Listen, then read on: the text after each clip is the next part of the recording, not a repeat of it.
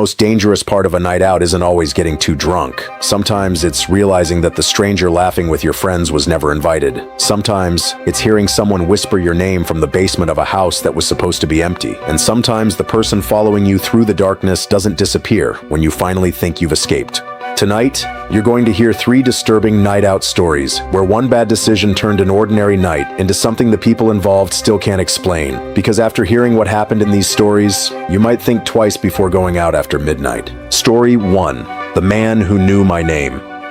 The strange part is, nobody noticed him arrive. That was what bothered me most after everything was over. Not the fact that he broke into the house, not what I found missing the next morning, and not even the moment I woke up and saw him standing in my bedroom. What bothered me was that he had apparently been inside the party for hours, and every single person assumed somebody else knew him. This happened when I was 24. A few of my closest friends had recently gotten better jobs and were planning to move out of town. We knew that once everyone scattered across different cities, getting the whole group together would become almost impossible. So for one weekend, we decided to go out and enjoy ourselves. It started at a downtown bar. There were probably 10 of us at first. By midnight, people had started inviting other people.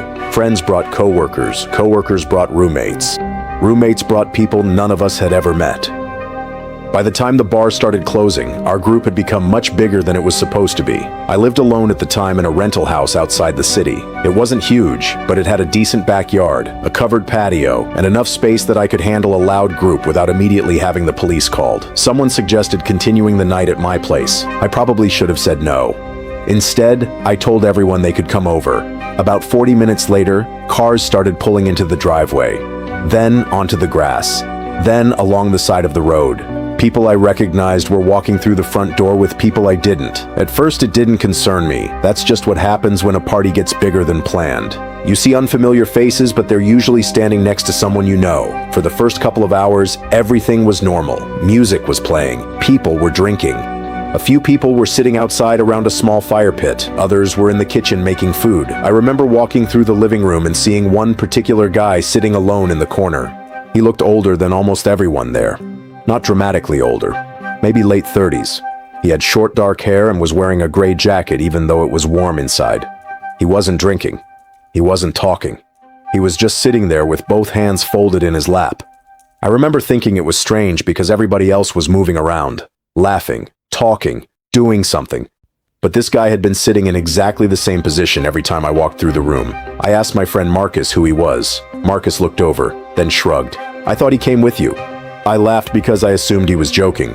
He wasn't. I asked another friend. Same answer. She thought he was Marcus's friend. Marcus thought he was someone else's coworker. Another guy at the party said he had seen the man talking to a girl earlier. When we found the girl and asked her about him, she looked confused. She said she had never spoken to him. That was the first moment I actually felt uncomfortable. I decided to ask him directly. I walked across the room. He looked up at me before I even reached him. And before I could say anything, he smiled. Then he said my first name. "Hey, Daniel." I stopped. I had never seen this man before. I asked him how he knew me. He didn't answer immediately. He looked around the room, then back at me. "Everyone knows who you are tonight." It was such a strange answer that I honestly didn't know what to say. I asked him again, "Who invited you?" He leaned back against the couch. For a few seconds, he just stared at me. Then he said, "I came with everybody else." That answer irritated me. I told him that wasn't what I asked. I asked for his name. He gave me one. But even now, I can't remember what it was. Not because I forgot, because I don't think he actually said it clearly. It sounded like he mumbled something and then immediately looked away. I asked him which one of my friends he knew. He pointed toward the kitchen. When I turned around to see who he meant, there were at least 15 people standing there. When I looked back at him, he was staring at the floor. I decided not to cause a scene. I figured he was probably just socially awkward, maybe drunk, maybe on something. Whatever the reason was, I told myself I would keep an eye on him. As the night went on, more and more people left. Around 3 in the morning, the party was finally dying down. A few friends had fallen asleep on couches. Someone was passed out in the spare bedroom. 2 people were sitting outside talking quietly. I noticed that the man in the gray jacket was no longer in the living room. I assumed he had left. Honestly, I was relieved. I locked the front door, checked the sliding door, turned off most of the lights. Then I went upstairs and got into bed. I fell asleep almost immediately. The next thing I remember was waking up because I heard something scrape against the floor. It was dark. For a few seconds I didn't move. I assumed one of my friends had gotten up to use the bathroom. Then I heard the sound again. Scrape. Slow. Heavy. Like furniture being dragged across wood. My bedroom was at the end of the upstairs hallway. The sound was coming from somewhere downstairs. I looked at my phone. 4:17 in the morning. I sat up. Everything was quiet again. I listened. Nothing. Then I heard a door close downstairs, very softly. At that point, I was fully awake. I got out of bed and opened my bedroom door. The upstairs hallway was dark. I could see the faint light from downstairs reflecting against the wall. I walked toward the stairs. Halfway there, I heard something move behind me. I spun around. Nothing. I remember standing there for several seconds feeling ridiculous. I thought maybe I was still half asleep. Then I heard breathing. Not downstairs, not outside. Right behind me. I turned around again, and there he was, the man in the gray jacket, standing at the far end of the hallway. I don't know how long he had been there. I didn't hear footsteps. I didn't hear a door open. He was just standing in the darkness, staring at me. I froze. For a second, neither of us moved. Then he slowly lifted one hand and pointed toward the stairs. I wish I could tell you that I yelled, or attacked him, or ran, but I couldn't move. He lowered his hand. Then he turned around and calmly walked into the bathroom. I finally snapped out of it. I rushed forward. The bathroom door was closed. I grabbed the handle and opened it. The bathroom was empty. There was only one window. It was locked. I checked behind the shower curtain. Nothing. I stood there trying to understand what had just happened. Then I heard something downstairs, a loud crash. I ran down. The kitchen cabinet doors were open. Several drawers had been pulled out, but I didn't see the man anywhere. I checked the living room. My friends were still asleep. I checked the patio. Empty. Then I noticed something. The door to my small home office was open. I always kept that door closed. Inside were some old electronics, paperwork, and a small safe where I kept a few important documents. The safe hadn't been opened, but every drawer in the desk had been pulled out. Papers were scattered across the floor. Someone had clearly been searching for something. That was when fear turned into anger. I grabbed my phone and called the police. While I was waiting, I woke everyone up. Nobody knew where the man had gone. Nobody admitted inviting him. Nobody remembered seeing him leave. The police searched the house and property but didn't find anyone. The officer asked me if anything was missing. At first, I didn't think so. Then I noticed my car keys were gone. They had been sitting in a bowl beside the front door. I searched everywhere. Nothing. My car was still outside, locked. The police eventually left after taking a report. Most of my friends went home. I stayed awake until sunrise. Around 8 in the morning, I walked outside to check my car. That was when I noticed something sitting on the hood. My keys, placed perfectly in the center. I stared at them for a long time. There was no way I had missed them before. The hood had been completely empty when the police were there. But that wasn't the worst part. Attached to my key ring was something that hadn't been there before. A small white plastic tag. I pulled it closer. Written across it in black marker were 2 words, "Nice house." I moved out 6 months later. I never saw that man again. I never learned his name. And I still don't know what he was searching for. But years later, one of the people who had been at that party told me something I had never heard before. Apparently, earlier that night, before anyone had even come to my house, he had seen the man standing outside the bar, alone, watching our group, like he already knew exactly where we were going. Story 2. The house that wasn't empty. There are places where the silence feels normal, and then there are places where the silence feels like someone is trying not to make a sound. I learned the difference at 2:30 in the morning. The building had been abandoned for more than 20 years. At least that's what everyone told us. And when we finally ran out of that place, there were only 5 of us left. But when we listened to the recording later, we counted 6 sets of footsteps. This happened several years ago when one of my friends, Aaron, was working for a small local production company. His job involved finding unusual locations for commercials, independent films, and photo shoots. Our town had plenty of old buildings, factories, closed hotels, abandoned warehouses. One of the places Aaron had been researching was an old private boarding school near the edge of town. The school had closed decades earlier. There were stories that the building had been sold several times, but nobody had ever renovated it. The windows were boarded up. The front gate was covered in rust, and almost everyone in town had some kind of story about the place. Most of those stories were probably nonsense. At least that's what I believed. One Friday night, Aaron invited me and a few others out for drinks. We started at a restaurant, then went to a bar. By midnight, we were all feeling pretty good. There were 6 of us: Aaron, me, my friend Lucas, 2 women named Hannah and Brooke, and a guy named Kevin who worked with Aaron. At some point, the conversation turned to the abandoned school. Kevin joked that Aaron should stop pretending to be scared of it and actually go inside. Aaron laughed at first, then Brooke said we should all go. She wanted to take pictures. Hannah immediately agreed. Lucas and I thought it sounded stupid. But after enough drinks, stupid ideas start sounding like adventures. So we went. The drive took about 20 minutes. The roads became darker the farther we got from town. Eventually, Aaron turned onto a narrow road surrounded by trees. Then the headlights hit the gate. The school was behind it. Even from the road, the building looked wrong. Not haunted, not supernatural. Just wrong. It was too large for the area, 3 stories tall, long rows of black windows, a cracked stone entrance, and one wing of the building had partially collapsed.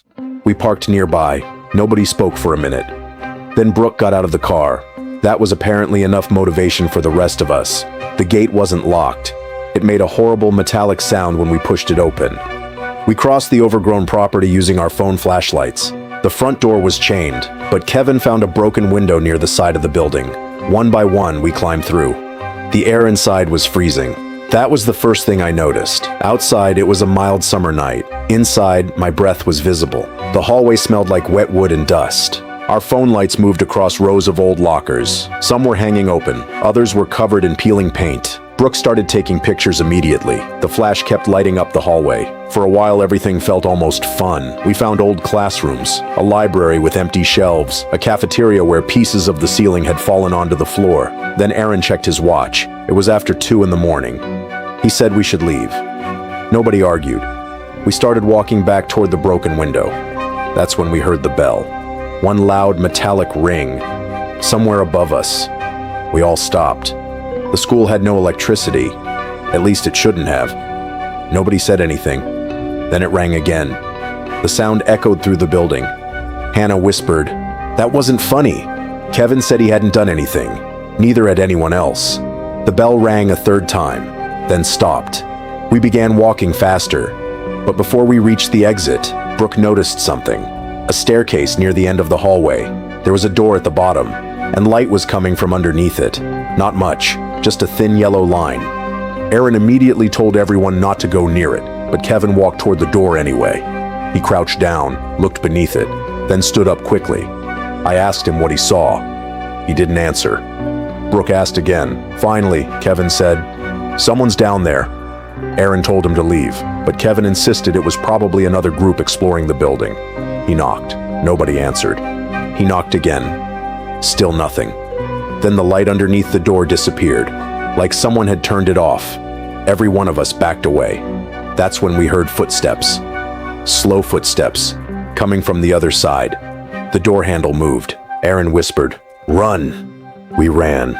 Not carefully, not quietly. We just ran. We reached the broken window and climbed out one after another. Lucas went first, then Hannah, then Brooke, Kevin, Aaron. I was last. As I climbed through the window, I heard the sound of someone running down the hallway toward me. I didn't look back. I dropped onto the grass and followed everyone toward the cars. But Aaron stopped. He counted us, then counted again. There were only 5. Kevin was missing. We screamed his name. Nothing. Aaron wanted to leave. Brooke refused. She said we couldn't abandon him. For the next several minutes, we stood outside yelling his name toward the building. Then we heard him. "Guys!" The voice came from inside. We ran toward the window. Kevin suddenly appeared.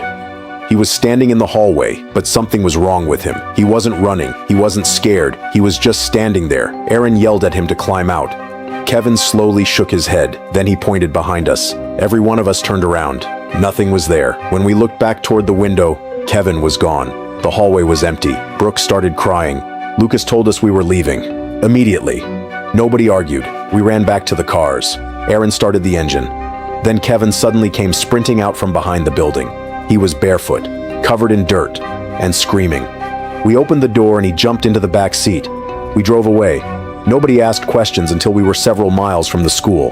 Then Aaron pulled over. Kevin was breathing heavily. His hands were shaking. He told us that when we ran, he had gotten separated. He had followed what he thought was our group down another hallway. Then he realized something. He could hear us running ahead of him, but whenever his flashlight caught the people in front of him, he couldn't see their faces. They were too dark. He yelled for us. Nobody answered. Then every figure stopped at the same time. Kevin said he turned around and ran. That was when he found the basement stairs. He fell down them.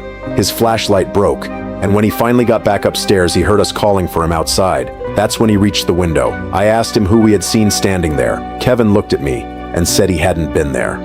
Not until he ran out from behind the building. For a few seconds, nobody said anything. Then Brooke remembered something. She had been filming parts of the night on her phone. We played the video. Most of it was useless. Dark hallways, shaky footage, people laughing. But one clip had been recorded just before we found the door with the light underneath it. In the video, we were walking down the hallway. Aaron was in front, then Brooke, then Hannah, then Lucas, then Kevin, then me. 6 people, but behind me, there was another person, walking several feet back. A tall figure, too dark to identify. We replayed it over and over. None of us had seen that person. We were certain there had only been 6 of us. And that was bad enough. But then Aaron slowed the video down. At the end of the hallway, the figure stopped. The rest of us kept walking. Then the figure lifted one arm and pointed toward the staircase. The same staircase that eventually led us to the locked basement door. Aaron deleted the video. Brooke had already backed it up. For years, she kept the recording. Then one day, she told me the file disappeared. She hadn't deleted it. The backup drive hadn't been damaged. Everything else was still there. Just that one video was gone. None of us ever went back. And as far as I know, the old school is still standing. But if the building really was abandoned, I still have one question. Who was walking behind us? And why did they want us to go downstairs? Story 3. Something followed us off the beach. At first, I thought the person following us was just another drunk guy walking home. Then I saw him stop every time we stopped. And when we finally left the beach, he didn't turn around. He followed us into the neighborhood. This happened during a weekend trip I took with 3 friends. One of them was getting married, and instead of doing anything huge, we rented a small place near the coast. The plan was simple. Spend the day outside, go to bars at night, sleep late, then repeat. On the second night, we went to a busy waterfront area. There were restaurants, music, bars, and people everywhere. I met a woman named Claire. She was visiting from another city with a friend. We talked for most of the night. She was funny, easy to talk to. And after a couple of hours, it felt like we had known each other longer than we actually had. Around 1 in the morning, my friends decided to go somewhere else. Claire didn't want to. I didn't either, so we stayed. Eventually, the crowd got smaller. The music stopped. People began leaving. Claire suggested taking a walk before going back. The beach was only a few minutes away. It sounded harmless, so we went. At first, we stayed near the lights. There were still a few people walking around. Couples, groups of friends, someone walking a dog. The farther we went, though, the darker it became. Eventually, the businesses disappeared. Then the houses became farther apart.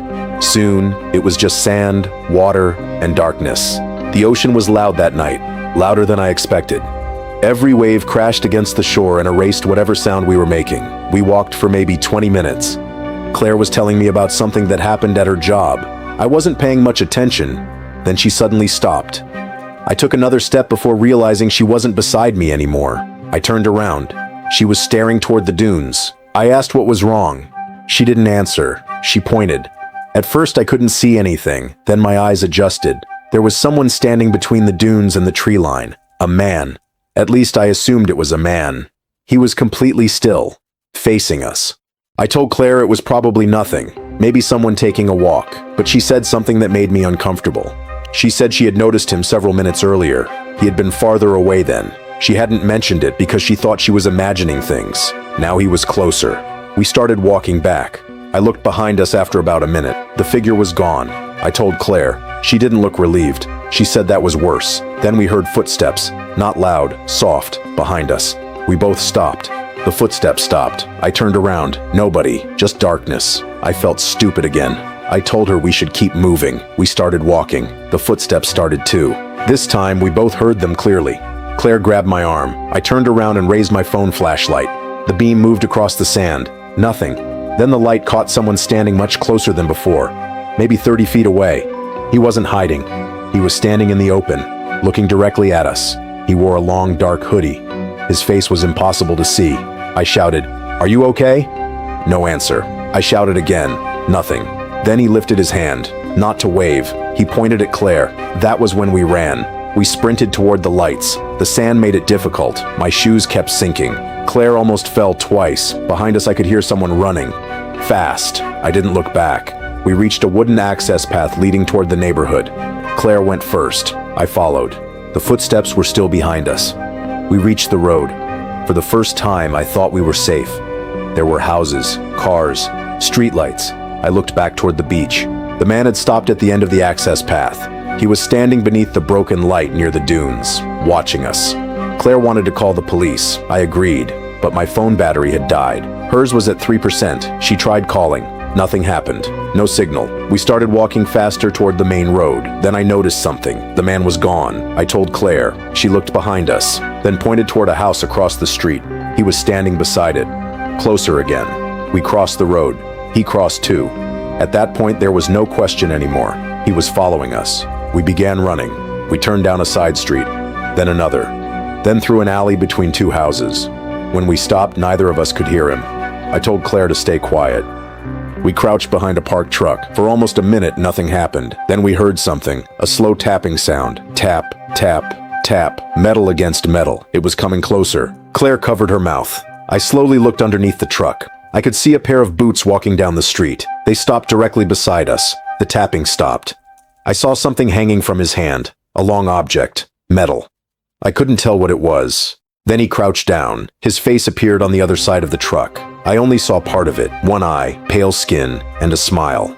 Claire screamed. We both exploded out from behind the truck and ran. I didn't know where we were going.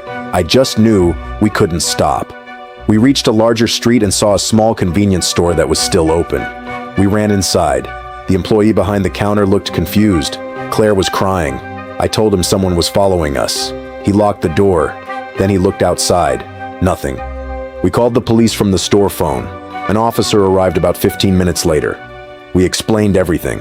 He searched the surrounding streets. Nothing. The man was gone. The officer drove us back toward our rental. Neither Claire nor I said much. We were exhausted. When we got there, my friends were still awake. They couldn't believe what had happened. Claire called a ride and left with her friend. I went inside and tried to calm down, but I couldn't sleep. Around 4 in the morning, I heard someone outside. At first, I assumed it was an animal. Then I heard 3 taps against the front window. I froze. My friends were asleep in the other rooms. I walked slowly toward the living room. The curtains were closed. Another 3 taps. I stood there for several seconds. Then I pulled the curtain back. Nobody was outside, but written in the fog on the glass were 3 words. I found you. I woke everyone up. We called the police again. This time they arrived quickly. They checked the area. Still nothing. There were no footprints near the window. No sign that anyone had been standing there. By sunrise, we packed our things and left. I never saw Claire again. We exchanged a few messages afterward, but eventually lost contact. Then almost a year later, I received a message from her. She had moved. New apartment, new city. She told me she had never forgotten that night, but she wanted to tell me something she had never mentioned before. When we were running away from the beach, before we hid behind the truck, she had seen the man's face. She said she recognized him, not from that trip, not from the bar, from somewhere else. A photo. She had seen his picture online years earlier. She sent me a screenshot. It was an old missing person article. The photo showed a man who had disappeared near that same beach almost 10 years before our trip. He had never been found. The picture was old and blurry, but Claire was convinced it was the same person. I told her that couldn't be possible. Maybe she was mistaken. Maybe the man on the beach just looked similar. She agreed. At least I think she did. Then she sent one final message. She said there was something else. The man from the article had disappeared while searching for his younger sister. According to the article, the sister had vanished from that same beach several years earlier. I asked Claire why that mattered. She didn't answer for a while. Then she sent me one sentence. Because he kept pointing at me. I stared at that message for a long time. Then I remembered something I hadn't thought about since that night. When the man first stepped into the light, I couldn't see his face, but I could see one detail clearly. Around his wrist was a thin bracelet, the kind people sometimes wear with a name engraved on it. I remembered thinking it was strange because it reflected the moonlight every time he moved. And years later, after Claire sent me that article, I zoomed in on the old photograph. The missing man was wearing the exact same bracelet. I don't know who followed us that night. Maybe it was a dangerous stranger. Maybe it was someone playing a sick game.